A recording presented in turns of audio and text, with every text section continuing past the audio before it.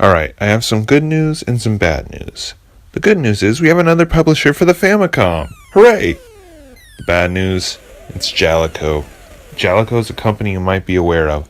They published a few games in the States, mainly their baseball series, Bases Loaded, and other sports titles.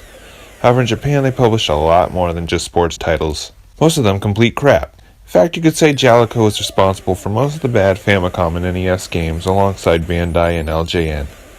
Much like Nintendo and Namco, Jaleco are an arcade company, so Jaleco's first effort for the Famicom was a port of their 1983 arcade game Exerion. Oh wait, I'm sorry, Jaleco had nothing to do with this game other than publish it. Ladies and gentlemen, let me introduce you to the video game developer TOSE.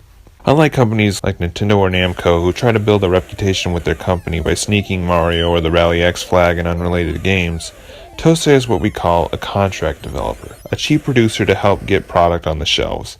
They've put out decent or well-received titles eventually like the Dragon Quest Monsters series or Metal Gear Ghost Babel, but for now they'll pretty much be known for garbage like Muscle or Chubby Cherub.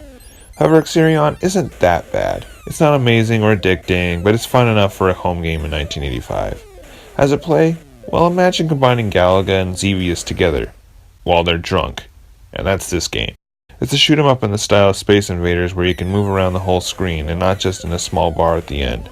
Controlling the ship can feel strange because the ship has momentum to it. If you want to go the other way, you have to wait for it to turn around. That's what really brings this game down in my opinion, and especially since it feels like you have to avoid the enemy by going around it every time you want to shoot it.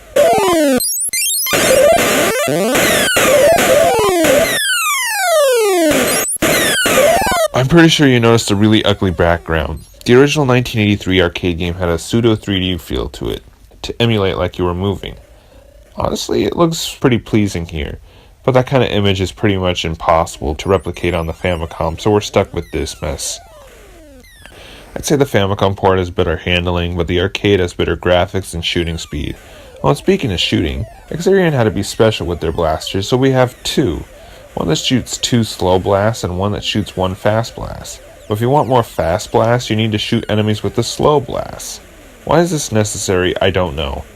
Challenge, I guess.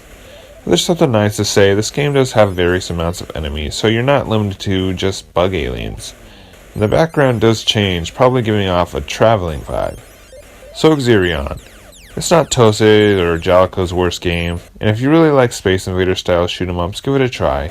There's nothing to lose, but there's much better titles like this, like Galaga. Oh, and speaking of Galaga...